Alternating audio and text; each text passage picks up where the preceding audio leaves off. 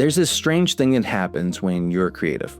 People assume you're always inspired. They think ideas just show up, and they think you live in some constant flow where thoughts turn into projects and projects turn into something meaningful.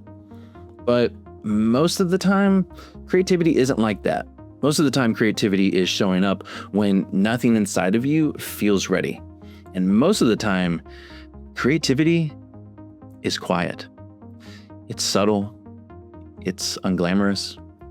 And if you're watching this because you don't feel inspired right now, I want you to know something. You're not broken. You're not behind. You're just human. Inspiration is a visitor. It's not a roommate. It shows up, it leaves, it comes back again when it feels like it. And that doesn't make you less creative. It makes you normal. I've had seasons where ideas were everywhere. They'd hit me while I was driving, while I was eating, while trying to fall asleep, and everything felt alive. Everything felt possible. And then there have been seasons where nothing clicked. I'd sit down to write or film or plan, and it felt like the spark was gone.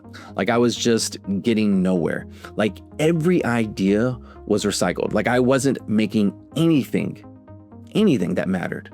If you've been there, I get it. If you're there right now, I get that too. And here's the thing I've learned. Lack of inspiration isn't a sign of something being wrong with your creativity. It's usually a sign something is wrong with your pace. We live in a world obsessed with output, more content, more productivity, more ideas, more at a faster rate. But creativity doesn't work like that. Creativity needs space. It needs quiet. It needs room to breathe. You cannot rush it. You can't squeeze it out of yourself like toothpaste from a tube. And whenever I've hit a dry season, it's never been because I ran out of ideas. It's because I ran out of room to think, room to reflect, room to notice what's happening around me, room to actually live instead of performing all the time.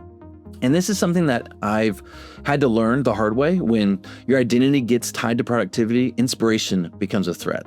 Because if you don't feel inspired, you feel useless. You feel like you're falling behind. You feel like everyone else is making something better, faster, more interesting than whatever you're trying to force out of yourself. But creativity was never supposed to be proof of your value. It's not your paycheck for existing. It's not your measure of worth. It's an expression of your soul. It's something God placed in you with purpose, but He never asked you to grind yourself into dust to prove you have it. In Scripture, you see creativity everywhere. The way Jesus taught through stories, the way God shaped creation, the way people wrote letters and poetry, and they are still shaping the world today, but none of it happened through panic. None of it happened through forced output. It came from a place of presence. It came from a place of truth. It came from a place of rest. When you don't feel inspired, the instinct is to push harder, to chase ideas, to fight the silence. But the silence is where most good work actually begins. Because silence forces you to stop pretending. Silence makes you face whatever is underneath the noise. And sometimes what's underneath isn't pretty.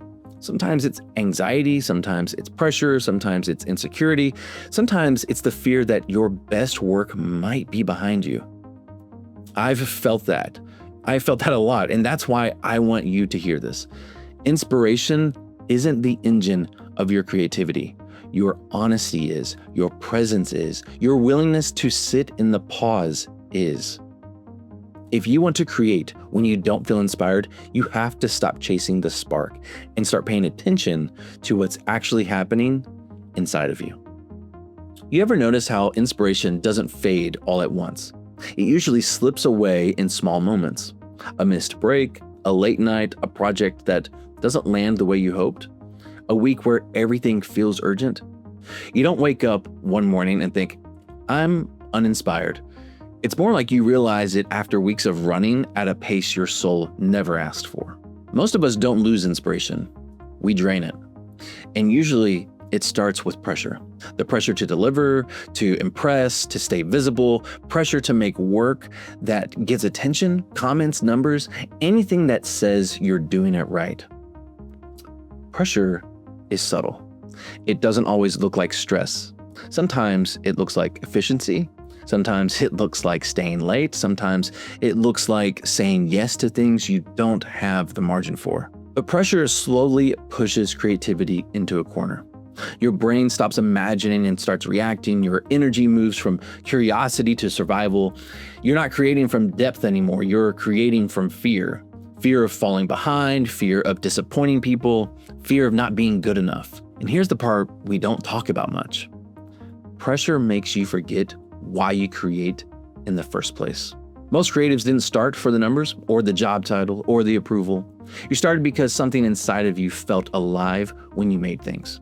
But when pressure builds, that early spark gets replaced with responsibility. And responsibility is good. It's part of leading and part of growing, but it can't be the only thing driving your work. If you want inspiration to return, you have to look at what's been squeezing it out of you. Sometimes it's pace. Sometimes it's people. Sometimes it's your own expectations.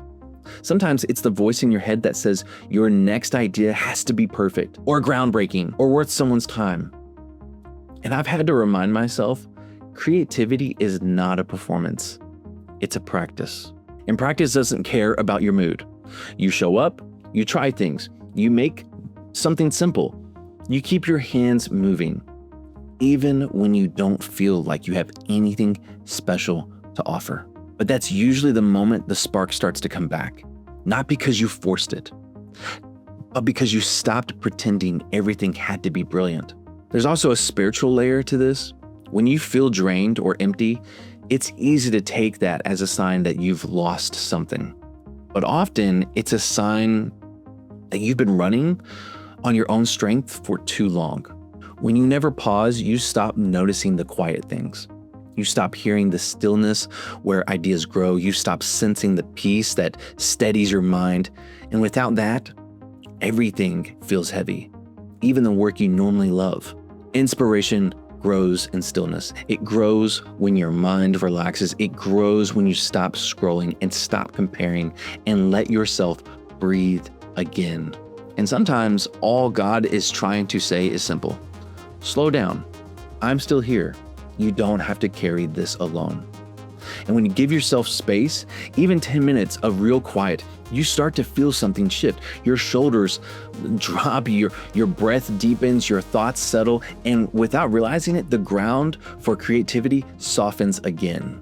There's another part of this that matters, and it's your environment. Some spaces drain you. Some spaces feed you. You know this. You felt this. There are rooms where your ideas feel small and rooms where they feel possible.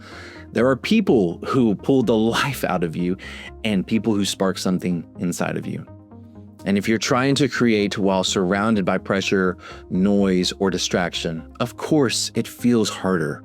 Of course it feels like your mind is empty. Of course inspiration feels distant. It's not that you lack ideas, it's that you're trying to hear them in the middle of constant noise. A lot of the time, the uninspired feeling is actually an overloaded brain. Too many inputs, too many responsibilities, too much noise, not enough stillness to notice your own thoughts. When I feel stuck, I've learned to pay attention to my environment before I judge my creativity. Because most of the time, it's not my ability that's the problem, it's my surroundings. And this is where the shift begins. You stop blaming yourself for feeling uninspired. You start paying attention to the things shaping your creative energy. You start giving yourself permission to be human again. The spark comes back, but it doesn't come back through force. It comes back through honesty, slowness, presence, the quiet work of removing the pressure so your mind can breathe again. And once you've done that, the next step is simple, not easy, but simple. You make something small. When you don't feel inspired, one of the worst things you can do is aim big. Big ideas feel heavy, big projects feel impossible, big goals make you freeze. And that's usually where most creatives get stuck, not because they lack talent, but because the size of what they hope to make feels too big for the energy they actually have. Small work feels insignificant, but small work is how momentum returns. I didn't always understand this.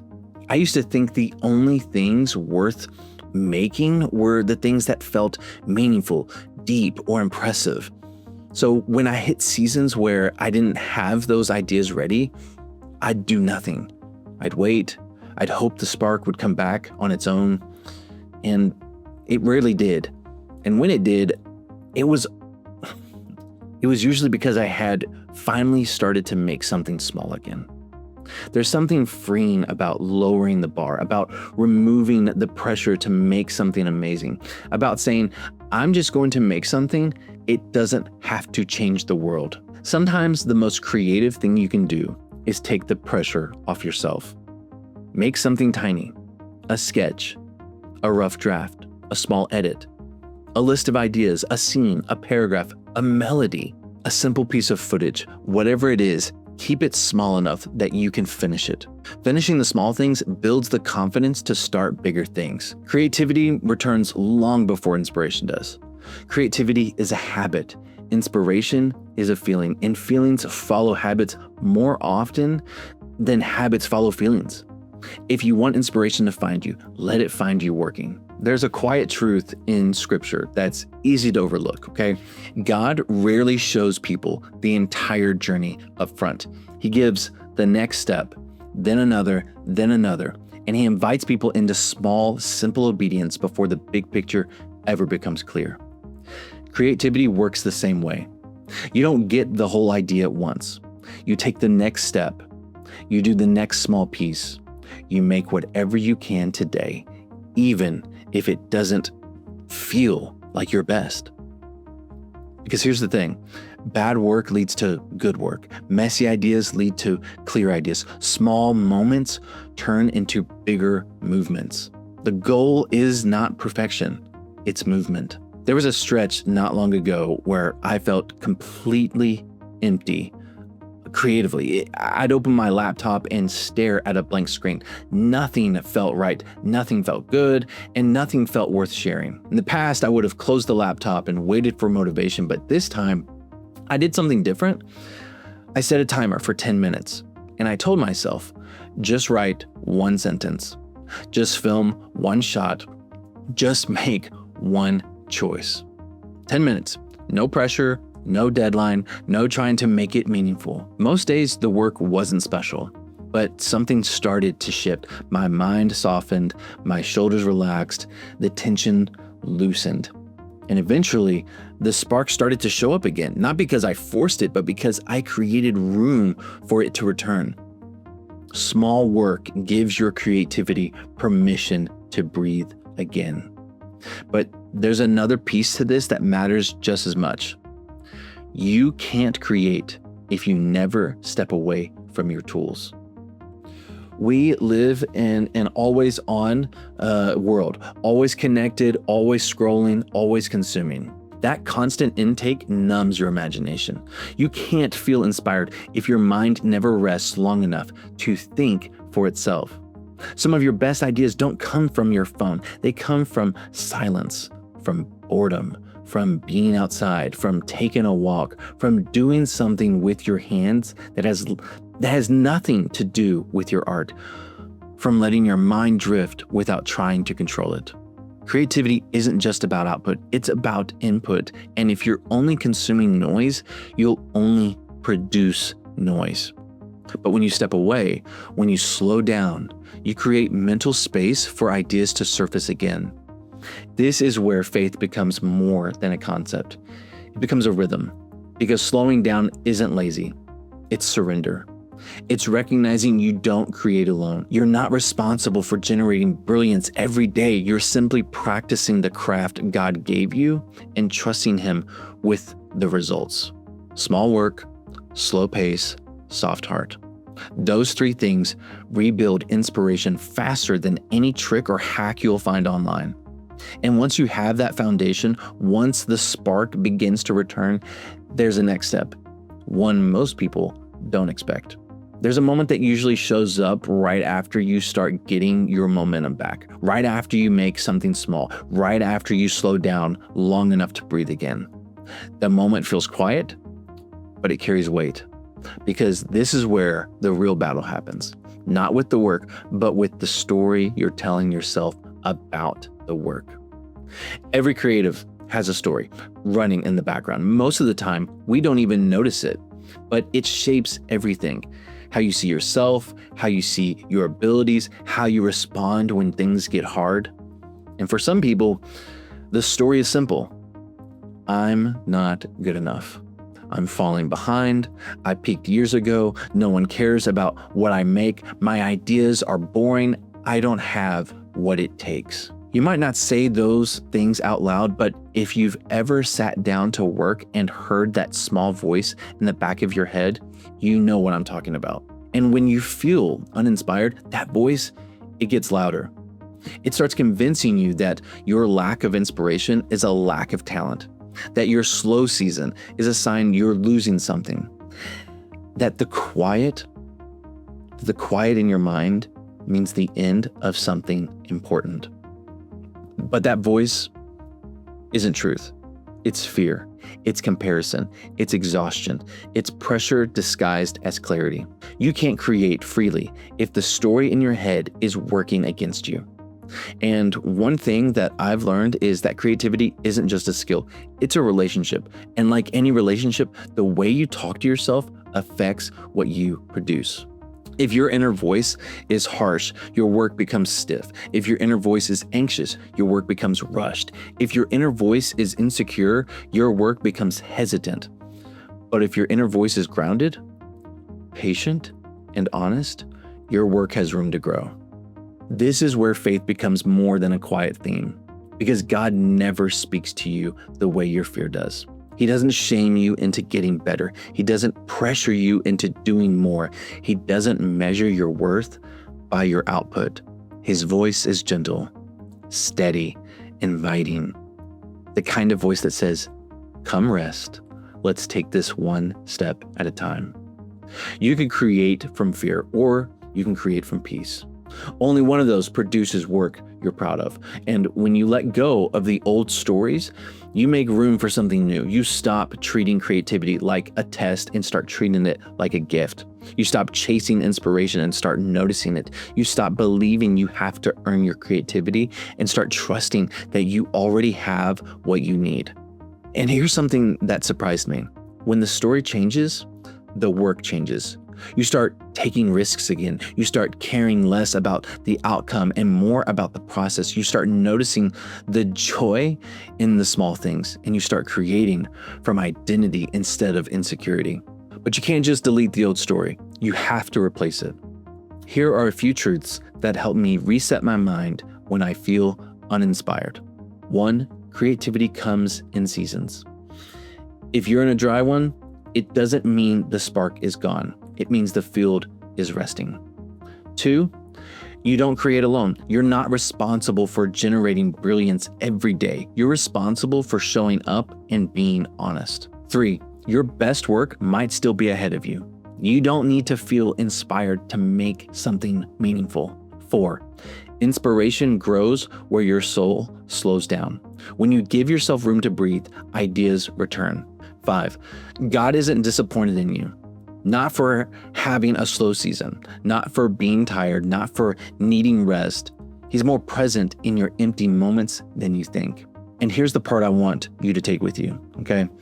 You don't have to wait for inspiration to start creating again.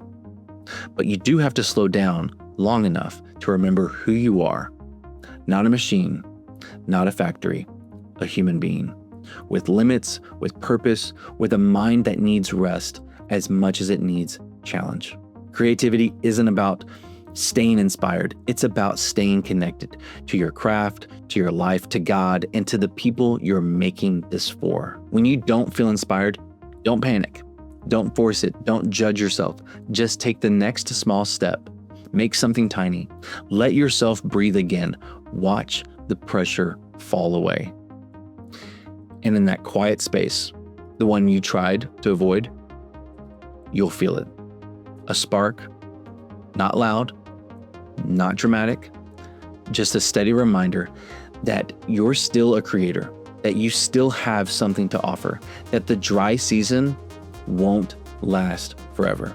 Inspiration will come back, but until it does, you can still make beautiful things, not because you feel inspired, but because creativity is a part of who you are, and that's enough.